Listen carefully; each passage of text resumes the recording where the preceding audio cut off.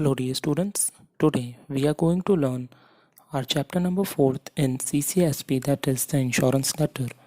Let us see the introduction. We are confronted with unexpected problems posed by destiny many a times. Certain unforeseen and unanticipated accidents occur in such a way that we are for ourselves and for our family members urgently feel the need of a safety shield that protects our wealth and possessions. It is difficult to predict accidents, sickness, death, loss in business, natural or man-made disaster resulting into catastrophe, and therefore it becomes essential to take precautions. Insurance means a foresighted arrangement to meet possible monetary loss or eventuality due to various insurance services. It becomes easy to get re-established after unanticipated consequences. इसका meaning है कि हम हर रोज़ बहुत सारी unexpected, जो हमने सोचा भी नहीं होता है, वो प्रॉब्लम्स हमें फेस करनी पड़ती है. कुछ ऐसे अनफोर्सिन एक्सपेक्टेशंस हो जाते हैं या अनएंटिसिपेटेड एक्सीडेंट्स हो जाते हैं, तो उससे हमें बहुत ही भारी नुकसान उठाना पड़ सकता है, या फिर हमारे जो डियर एंड नियर वंस वाले फैमिली मेम्बर्स हैं उन्हें अर्जेंटली फील होती है किसी सेफ्टी शील्ड की जो उन्हें प्रोटेक्ट करके रख सके. यही नहीं कि लाइफ को बट प्रॉपर्टी को भी हमें प्रोटेक्ट करके रखना चाहिए. तो ये बहुत ही डिफ़िकल्ट होता है एक्सीडेंट को प्रेडिक्ट करना, क्योंकि न एक्सीडेंट प्रेडिक्ट कर सकते हैं, न सिकनेस यानी कि बीमारी, न किसी की डेथ, न बिजनेस में जो हमें लॉस होता है, या फिर नेचुरल और मैनमेड कैलेमिटी को कभी भी हम प्रेडिक्ट नहीं कर सकते हैं. या ऐसा कोई कैटास्ट्रॉफ आ जाता है, जैसे अभी का एपिडेमिक चल रहा है, उसमें हम कभी भी प्रेडिक्ट नहीं कर सकते कि फैमिली मेम्बर्स की कभी डेथ भी हो सकती है या हमें भारी नुकसान उठाना पड़ सकता है, वेल्थ का, मनी का, प्रॉपर्टी का, एक्सेट्रा का. तो due to various kinds of insurance services, जैसे various kinds of insurance services आई है, इससे ये ईजी हो गया है हमारे लिए कि हम ये जो अनएंटिसिपेटेड कॉन्सिक्वेंसेस है, जो हमने कभी सोचा भी नहीं होता है, उसे हम फिर से रीएस्टैब्लिश कर सकते हैं. फिर से हम उसमें से, उस प्रॉब्लम में से बाहर निकल सकते हैं. तो चलिए देखते हैं कि नेसेसिटी फॉर इंश्योरेंस की क्या ज़रूरत होती है. Man undertake several activities during his life time and such activities are never free from bundle of risk. Human being बहुत सारी ऐसी अलग अलग एक्टिविटीज़ करता है अपने लाइफ टाइम में, और उन सभी एक्टिविटीज़ के अंदर बंडल ऑफ रिस्क होती है. हर एक एक्टिविटी के साथ में एक न एक रिस्क तो जुड़ी हुई होती है. In the market shops are loaded with stock, factories have machines, raw materials and goods produced. These goods are transported from one place to other by means of the transport like train, truck और ship. Market में अगर कोई भी shop होती है तो वो बहुत ही ज़्यादा स्टॉक से भरी हुई होती है. फैक्ट्रीज़ के अंदर बहुत बड़ी मशीन्स होती है. रॉ मटेरियल्स, जो गुड्स प्रोड्यूस होते हैं, उन्हें एक जगह से दूसरी जगह ट्रांसपोर्ट किया जाता है with the help of train, truck और शिप. पॉसिबिलिटी ये भी हो सकती है कि थेफ्ट हो जाए, बर्गलरी हो जाए, या फिर नेचुरल और मैनमेड एडवर्सिटीज़ जो हम नहीं सोच सकते, उससे हमें बहुत ही भारी नुकसान हो सकता है. There also remains likelihood of accidents और डैमेज ड्यूरिंग ट्रांजिट. अगर एक जगह से दूसरी जगह हम गुड्स को ले जा रहे हैं तो उससे एक्सीडेंट्स हो सकते हैं. Human being who conducts and manages business two is not free from the fear of the sickness, accident or ultimately death. We cannot avoid such possible risk but can care and prepare preventive measures. ऐसा बोला जाता है कि prevention is better than cure. तो insurance में अगर ये risk को हम पहले से प्रिडिक्ट नहीं कर सकते हैं तो अपने आप को एक शील्ड दे सकते हैं प्रोटेक्ट करने के लिए, जो कि इंश्योरेंस सर्विसेज है. अब insurance services are available for all of them. इन सभी रिस्क का जो हमने डिस्कस किया, whether it is theft, burglary और लॉस और थेफ्ट एक्सेट्रा, उन सभी को कवर किया जा सकता है इंश्योरेंस से. If insurance facility is availed in advance, अगर हम उसे एडवांस में ले लेते हैं, then there is a prospect for protection against such possible dangers and misfortunes. जैसे मैंने बताया कि अगर हम इसको एडवांस में ले लेते हैं इंश्योरेंस पॉलिसी को, तो इन सभी रिस्क से हम अपने आप को, हमारी वेल्थ को, प्रॉपर्टी को, एक्सेट्रा सभी थिंग्स को प्रोटेक्ट करके रख सकते हैं. हर एक तरह की डेंजर या मिसफॉर्चून जो हमने नहीं सोचा होता है, उनसे हम अपने आप को प्रोटेक्ट कर सकते हैं. तो चलिए देखते हैं हमारे अगले टॉपिक की तरफ, that is the types of the insurance. कौन सी टाइप्स के इंश्योरेंस होते हैं. Insurance policies considering and professional services provided by the insurance companies. Insurance services can be divided into two types. Insurance services को two types में हम divide करके देख सकते हैं. That is first is our life insurance, जो कि हमारी लाइफ के ऊपर हो सकता है. उसमें फर्स्ट पॉलिसी जो है that is the whole life insurance, जिसके अंदर जो नॉमिनी या असाइनी जो पे करता है insured amount after the death of the insured. यहाँ पे टू टर्म्स इंटरचेंजेबली यूज होती है, that is insurer and इंश्योरी. Insurer वो पर्सन होता है जो कि इंश्योरेंस पॉलिसी लेता है, और इंश्योरी वो कंपनी होती है या वो एजेंसी ऑर्गेनाइजेशन होती है जो किसी पर्सन को इंश्योरेंस देती है. Next is endowment policy. As per the nature of policy the insured gets regular income as prefixed resources और रेगुलर इंटरवल्स. इस पॉलिसी के अकॉर्डिंगली हमें, अगर हमने इंश्योरेंस लिया हुआ है तो रेगुलर इंटरवल्स पे कुछ ना कुछ हमें इनकम मिलती रहेगी इंश्योरेंस कंपनी की तरफ से. एक्सीडेंट पॉलिसी जनरली ये वर्ड इटसेल्फ सजेस्ट करता है कि अगर कोई भी एक्सीडेंट हो जाता है तो उसके अंदर जो अमाउंट होती है वो अमाउंट हमें मिल सकती है. Next one is general insurance. General insurance मतलब वो होता है जो कि थिंग्स के लिए या फिर प्रॉपर्टी के लिए, वेल्थ के लिए, लाइफ के लिए, सब के लिए अवेलेबल होता है. उसमें फर्स्ट वन जो दिया हुआ है that is the mediclaim policy. Mediclaim policy generally deal करता है मेडिकल एक्सपेंसेस से. In modern days due to physical exertion and mental stress the ratio of sickness has increased from young age itself. Modern days में जो ratio है young people के सिक होने का, या बहुत सारे ऐसे पीपल हैं फैमिली मेम्बर्स के जिनके सिक होने के चांसेस ज़्यादा होते हैं, तो उन्हें प्रोटेक्ट किया जाता है. The insured gets protection to meet the expenses of the treatment for drugs यानी कि मेडिसिन, सर्जरी यानी ऑपरेशन जो होता है वो during his own sickness. Next is fire insurance policy. अगर किसी प्रॉपर्टी पे फायर लग जाती है, से फॉर एग्जांपल गोडाउन पे, शॉप्स पे, ऑफिस पे, तो इंश्योरेंस कंपनी उसकी भरपाई हमें करके देती है. Next one is marine policy या मरीन इंश्योरेंस जैसे बोला जाता है. इस इंश्योरेंस पॉलिसी के अकॉर्डिंगली अगर हम गुड्स को ट्रांसपोर्ट कर रहे हैं एक कंट्री से दूसरी कंट्री तक शिप्स के अंदर, तो हमें अगर वो जहाज़ यानी जो शिप हम लेके जा रहे हैं वो डूब जाता है पानी में, तो जो गुड्स होते हैं उनकी पूरी अमाउंट हमें इंश्योरेंस कंपनी देती है. Next one is motor vehicle insurance. Motor vehicle insurance के अकॉर्डिंगली अगर कोई व्हीकल का एक्सीडेंट हो जाता है और उससे व्हीकल को जो डैमेज होता है उस पूरे डैमेज का 70%, 80% या जिस तरह से हमने कॉन्ट्रैक्ट किया होता है इंश्योरेंस कंपनी के साथ में, वो हमें भरपाई करके मिल जाती हैं. और नेक्स्ट वन इज़ बर्गलरी और थेफ्ट इंश्योरेंस. मैनी टाइम्स ये होता है कि थेफ्ट हो जाती है किसी प्रॉपर्टी की, whether it is the gold jewellery और it is the diamond jewellery और एक्सेट्रा, जो भी थेफ्ट हो जाती है. आजकल मोबाइल का इंश्योरेंस होता है, व्हीकल के थेफ्ट का इंश्योरेंस होता है. तो इसके अकॉर्डिंगली जिस चीज़ की भी थेफ्ट होती है, बर्गलरी होती है, उस चीज़ का हमें पूरी अमाउंट मिल जाती है अगर हमने इंश्योरेंस लिया होता है तो. The next one is example letters of the insurance correspondence. हम किस तरह से करस्पॉन्डेंस करेंगे, कैसे कम्युनिकेशन करेंगे इंश्योरेंस कंपनीज के साथ में. तो आइए देखते हैं. हमारा फर्स्ट लेटर जो दिया हुआ है it is letter inquiring about various life insurance policy. यहाँ पे एक पर्सन है जिनका नेम है Shri Narottam Savani, residing on Ahmedabad road, Surat, wants to purchase life insurance policy. Write his letter inquiring about various life insurance policies addressed to Life Insurance Corporation of India. यहाँ question में ये दिया हुआ है कि नरोत्तम सावानी करके एक पर्सन है जो अहमदाबाद नहीं है, आनंद महल रोड है सूरत में, वो इंश्योरेंस पॉलिसी बाय करना चाहते हैं और वो एक लेटर लिख रहे हैं अपनी सूरत की ब्रांच के मैनेजर को. तो देखते हैं किस तरह से उन्होंने लेटर लिखा है. तो as we are well aware about this कि राइट साइड पे जो सेंडर होता है उसका एड्रेस आता है जो कि आपको क्वेश्चन में से ही मिल जाएगा. तो हम एड्रेस लिखना अगर स्टार्ट करें तो नरोत्तम सावानी ऑन द टॉप आएगा. लेफ्ट हैंड साइड पे यहाँ पे मोबाइल नंबर दिया हुआ है, that is compulsory. And dear students, whenever you are writing any kind of the CCSP letter, you will form a frame. यहाँ पे एक बॉक्स बनाया हुआ है ब्लैक कलर का, उसके अंदर आप लेटर लिखो तो बेटर है. ये जो फॉर्मेट है, ये जो लेटर का डेकोरम है उससे मेंटेन रहता है. तो आइए देखते हैं कि एड्रेस क्या लिखा हुआ है. नरोत्तम सावानी 18 मातृवंदना सोसाइटी, अपोजिट फायर स्टेशन, आनंद महल रोड, अडाजन, सूरत. फिर एक लाइन लीव करके डेट दी हुई है. आप करंट डेट लिख सकते हो जिस दिन आप लेटर लिख रहे हो।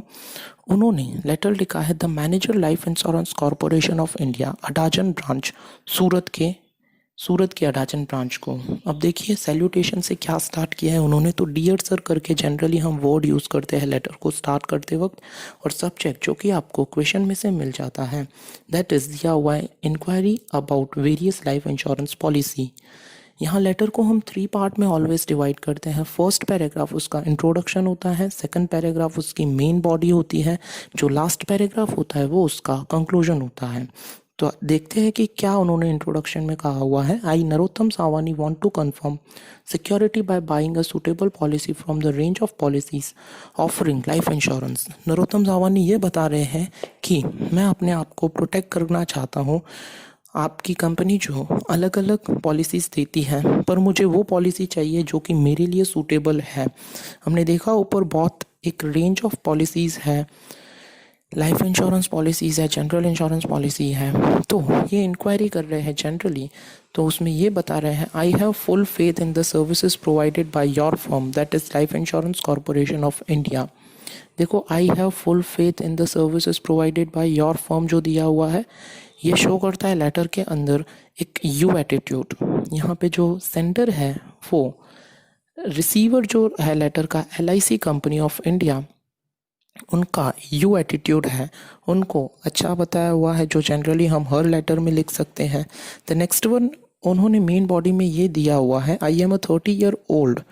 अब हमें इसकी पूरी डिटेल देखनी है। उन्होंने ये बताया है कि वो 30-year-old है, healthy married man running the business of provision items in the city for the last 5 years। I live with my parents, wife and 2-year-old child in a house owned by me. यहाँ तक उन्होंने सब अपनी information दी हुई है family की, वो क्या ऑक्यूपेशन करते हैं, उनका हाउस जो है वो अपना है या रेंट का है। तो उन्होंने लिखा हुआ है it is owned by me, my father helps me in my business and I am the sole bread winner.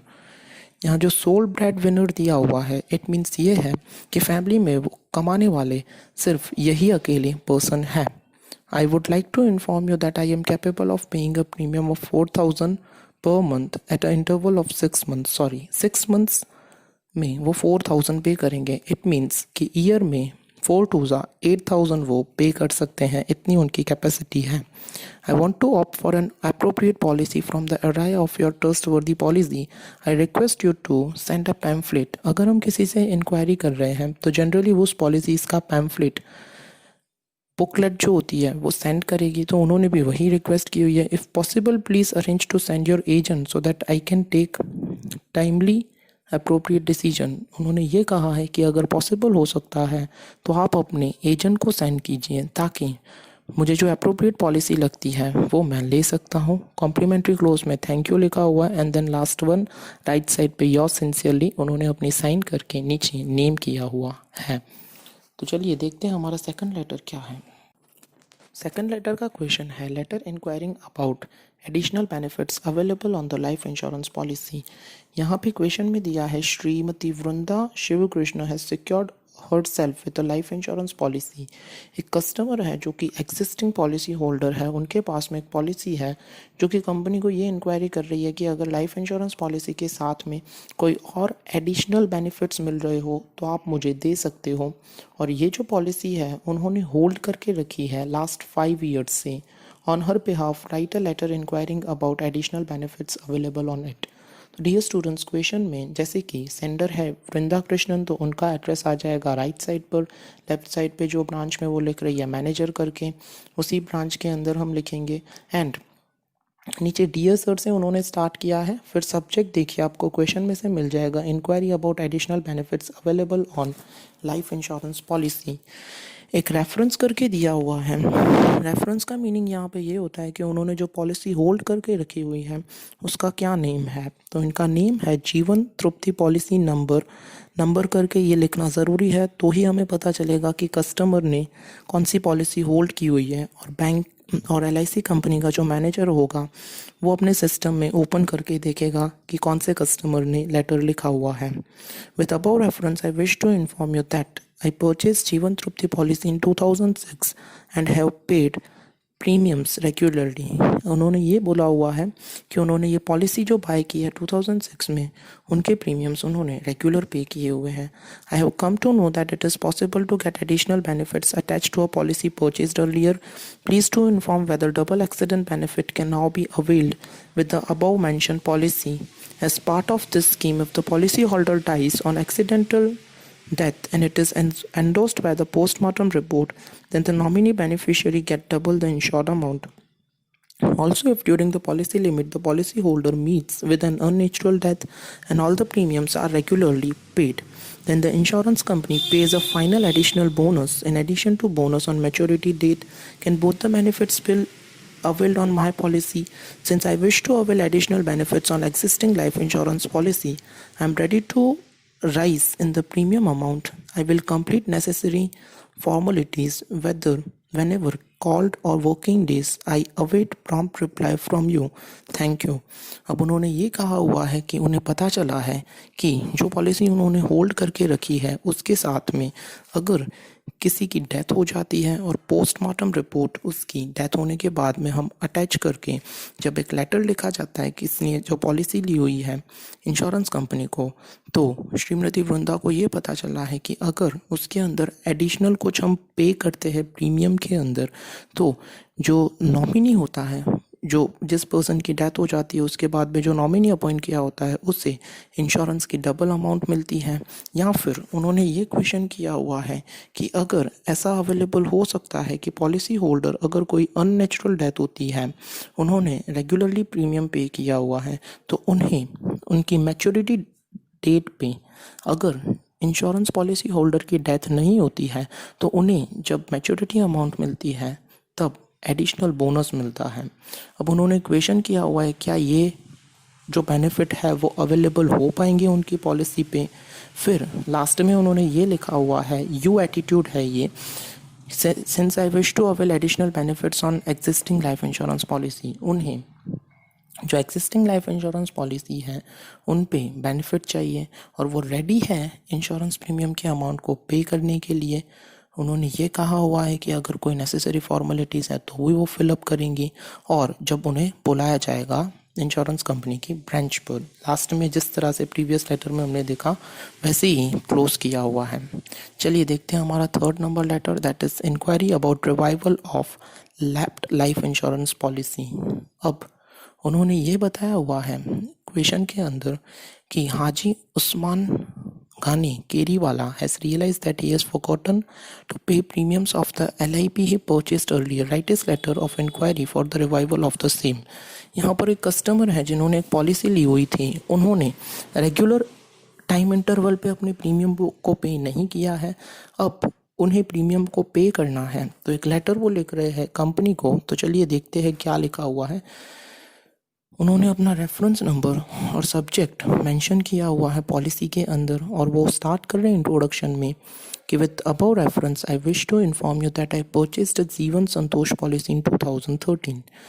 With above reference करके उन्होंने बोला हुआ है कि उन्होंने एक जीवन संतोष पॉलिसी बाय की हुई थी 2013 में और उसके अकॉर्डिंगली एक पहले से लेकर अरेंजमेंट किया हुआ था कि I have regularly paid quarterly premium for 2 months। उन्होंने ये बताया हुआ है कि उन्होंने रेगुलर अमाउंट पे किए हुए थे प्रीमियम्स के क्वार्टरली फॉर 2 years। क्वार्टरली यानी कि हर 3 months के बाद में ईयर में 4 times पे करना पड़ता है। तो उन्होंने 1 year में 4 प्रीमियम्स, अनदर ईयर में 4 प्रीमियम्स, यानी कि टोटल 8 प्रीमियम्स पे किए हुए हैं।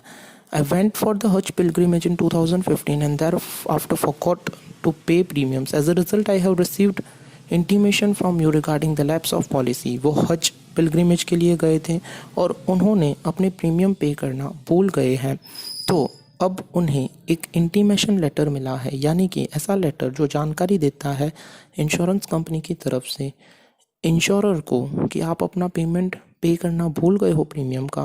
Now I am interested in reviving the above lapsed policy and request you to supply the following information if you can. अब ये बता रहे हैं कि वो इंटरेस्टेड है, जो अमाउंट पे करना वो भूल गए थे जब वो पिलग्रिमेज पे गए थे और उन्हें रिक्वेस्ट कर रहे हैं कुछ फॉलोइंग इन्फॉर्मेशन के लिए। तो आइए देखते हैं वो क्या बोल रहे हैं इन्फॉर्मेशन के लिए।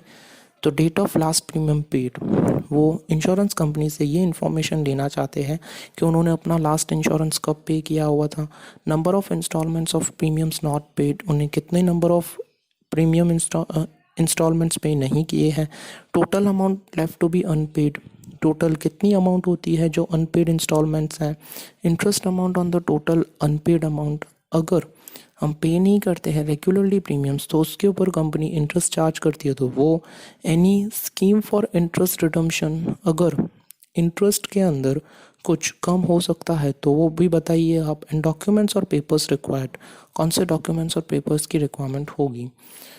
लास्ट में क्लोज करते वक्त उन्होंने ये बताया हुआ है कि please furnish the above information, I do not mind coming to your office to complete necessary formalities, kindly oblige with a prompt reply. Last में उन्होंने ये बताया हुआ है कि मैं आपके ऑफिस में आ सकता हूँ, मुझे कोई भी प्रॉब्लम नहीं है, आप मुझे प्रॉम्प्ट रिप्लाई दीजिए। लास्ट में योर सिंसियरली करके क्लोज किया है। तो डियर स्टूडेंट्स, अभी तक हमने 3 लेटर्स देखे जिनमें हमें अलग अलग डिफरेंट लेटर्स देखने के लिए मिल रहे हैं। सभी लेटर्स के अंदर इंट्रोडक्शन, मेन बॉडी और कंक्लूजन का बहुत इंपॉर्टेंट रोल प्ले होता है। तो चलिए देखते हैं 4th लेटर कौन सा दिया हुआ है। It is the letter requesting change in the mode of the premium payment. इस क्वेश्चन का मीनिंग तो आपको समझ में आ गया होगा कि कोई एक कस्टमर है जिन्होंने इंश्योरेंस पॉलिसी ली हुई है। तो चलिए देखते हैं, उन्हें अपना मोड ऑफ पेमेंट चेंज करना है तो क्या बता रहे हैं वो। तो विद द अबव रेफरेंस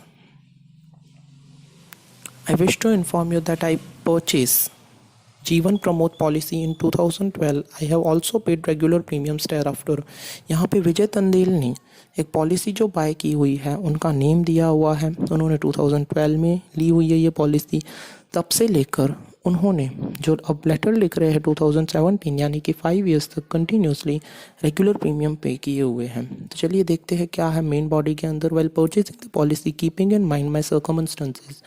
अब वो ये बता रहे हैं कि जब उन्होंने पॉलिसी बाय की थी तो उन्होंने अपने माइंड में जो सर्कमस्टेंसेस थे यानी कि जो उनकी फाइनेंशियल पोजीशन थी उसको ध्यान में रख के ही उन्होंने पॉलिसी बाय किए हुए हैं और उसके अकॉर्डिंगली उन्होंने half yearly mode of payment यानी कि हर 6 मंथ्स के बाद में प्रीमियम पे करना ऑप्ट किया था। Now with easier availability of funds I am in a position to pay larger amounts on yearly basis. अब उनके पास ईजिली फंड्स अवेलेबल है तो वो फंड्स को ईयरली बेसिस पे करना चाहते हैं और वो भी बड़ा अमाउंट। दैट इज़, आगे देखते क्या दिया हुआ है। As I understand the amount gets lessen by paying in yearly mode as compared to the half yearly mode. अब वो ये बता रहे हैं इंश्योरेंस कंपनी को कि उन्हें ये पता है कि अगर हम 6 महीने की जगह पे हर साल में फ़ंड्स को पे करते हैं तो कुछ कम हो सकते हैं funds, as explain by LIC agent. जैसा एक्सप्लेन किया था LIC एजेंट ने उसके accordingly now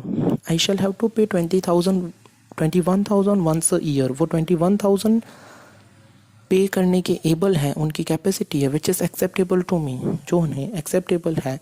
if the change I wish to possible kindly do it instantly. अगर ये चेंज हो सकता है तो उन्होंने ये बताया हुआ है कि वो इंस्टेंटली बता दें। I shall come to your office to complete necessary formalities if needed be, I expect a prompt reply from you. और वो इंश्योरेंस कंपनी को बता रहे हैं कि वो अगर इंश्योरेंस कंपनी उन्हें अपनी ऑफिस पे बुलाती है तो भी वो आ सकते हैं। और इसके साथ में उन्होंने लेटर को क्लोज किया हुआ है थैंक यू करके। तो चलिए देखते हैं हमारा कौन सा है next letter. It is the letter from nominee और assignee.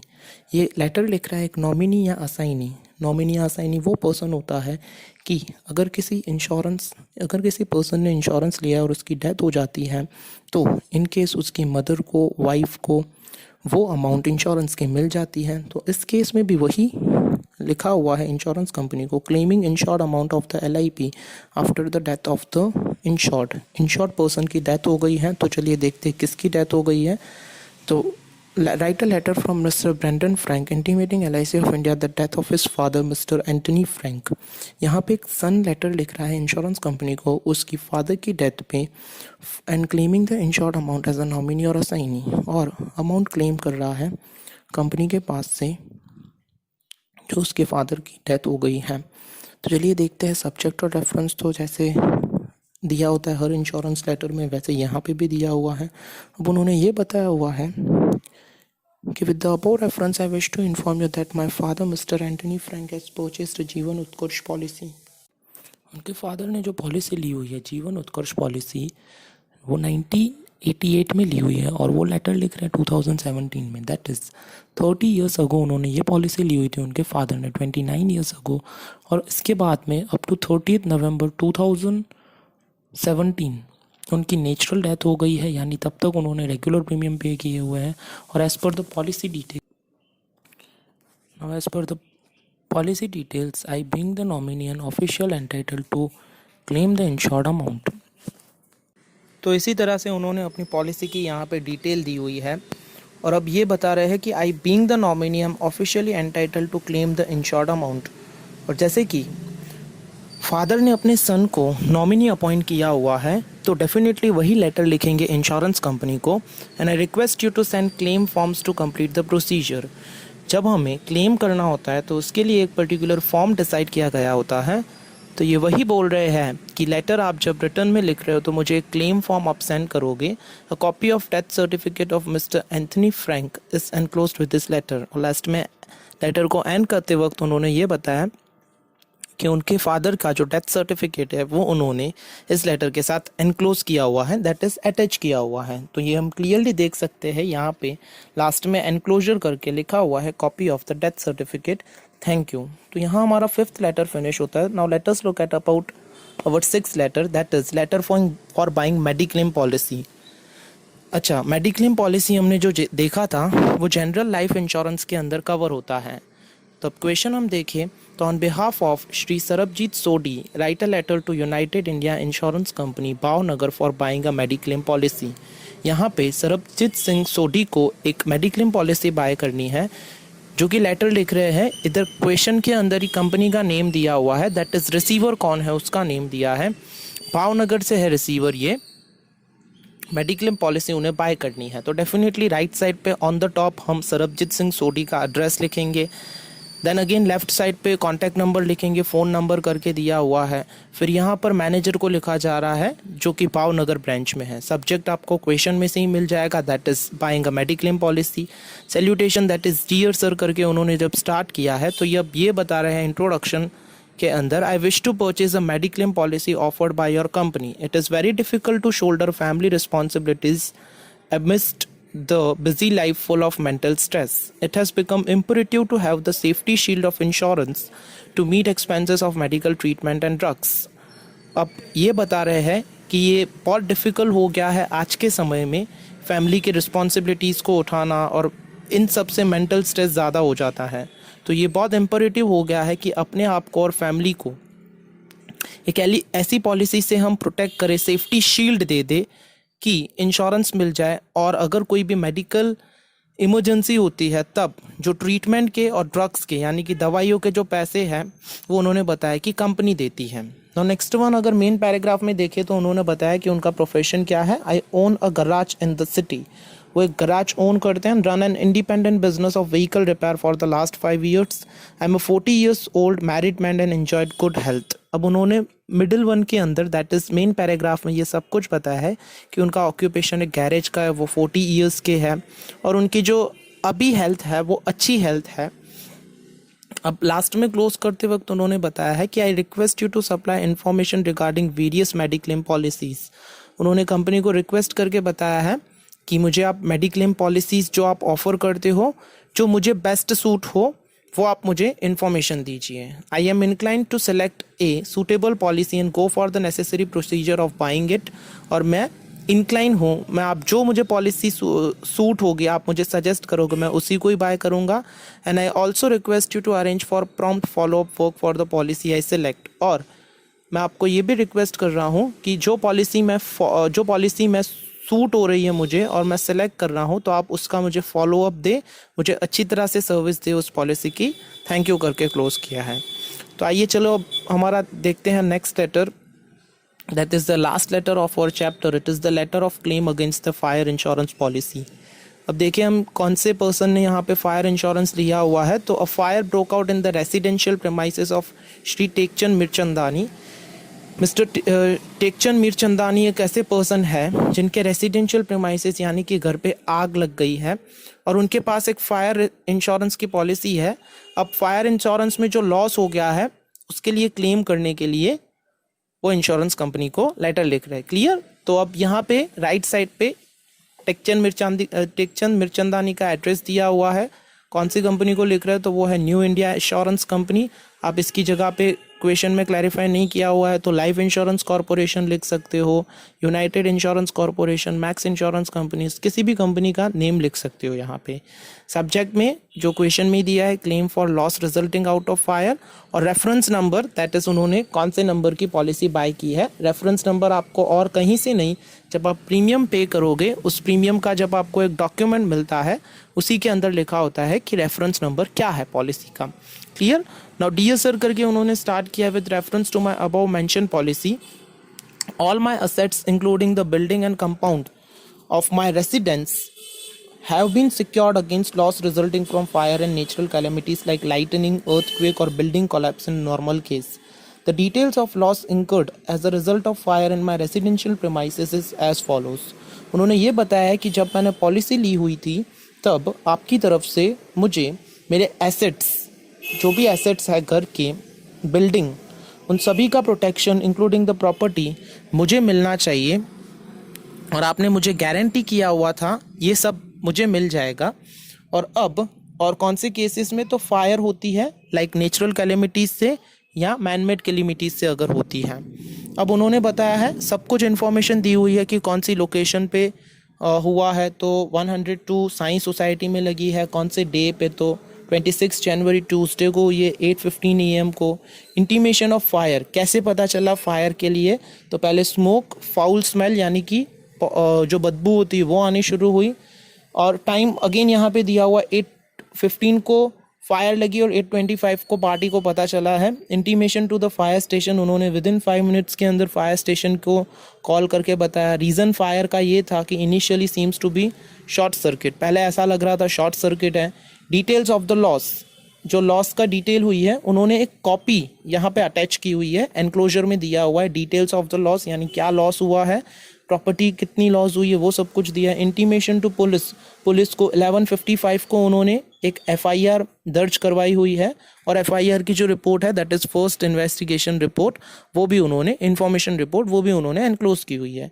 I request you to take quick action, उन्होंने क्विक एक्शन देने के लिए रिक्वेस्ट की है। यहाँ पे हमारा फिनिश होता है chapter number 4 that is the insurance letters. Hope ये चैप्टर आपको समझ में आया होगा, और अगर कोई भी क्वेरी है तो आप फिर से एक बार इसको सुन सकते हो। अब अगर हम देखें यहाँ पे एक्सरसाइज के अंदर टिक द करेक्ट आंसर्स दिए हुए हैं और आंसर इन ब्रीफ दिया हुआ है, तो जनरली इस चैप्टर के अंदर से आपको एक्सरसाइज में ये सब जो दिए हुए हैं question answers, tick the correct answers and letters यहाँ पे दिए हुए हैं 5, जो कि हमने डिस्कस किए इस वीडियो के अंदर उसके जैसे ही है। तो आप 1 बाय 1 अपनी नोटबुक में ये लेटर्स लिखोगे, प्रैक्टिस करोगे। Thank you students, have a nice day.